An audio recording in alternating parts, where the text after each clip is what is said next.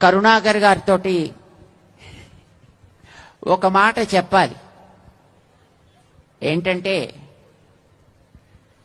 మనం క్రిస్టియానిటీకి ఎగెనిస్టా, ఇస్లాంకి ఎగెనిస్టా, లేదా క్రిస్టియన్ నేను, ముస్లిం నేను అని పేరు చెప్పి దానికి వ్యతిరేకంగా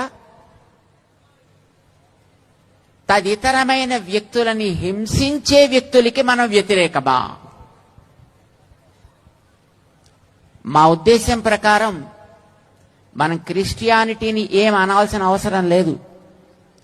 తన మతాన్ని తను పాటించుకుంటూ తన ధర్మాన్ని తను ఆచరించుకుంటూ ఉన్నంత వరకు ఎవరు ఎవరికి హానికరం కారు. ఎవరి మతాలకి సంబంధించినటువంటి చరిత్ర వారికి ఉంటుంది.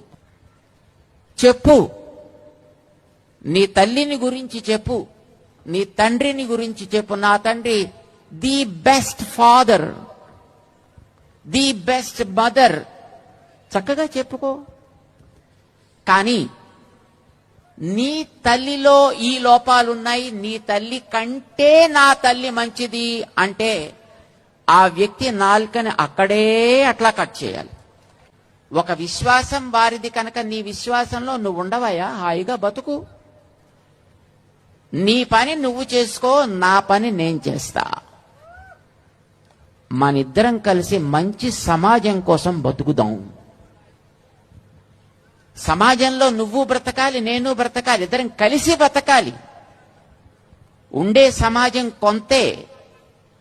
ఆ సమాజంలో ఎదటివాడిని నువ్వు ఆక్షేపించి వాడితోటి దెబ్బలాడుతూ కొట్టుకుంటూ తిట్టుకుంటూ ఆక్షేపించుకుంటూ అవమానించుకుంటూ ఇది తప్పు.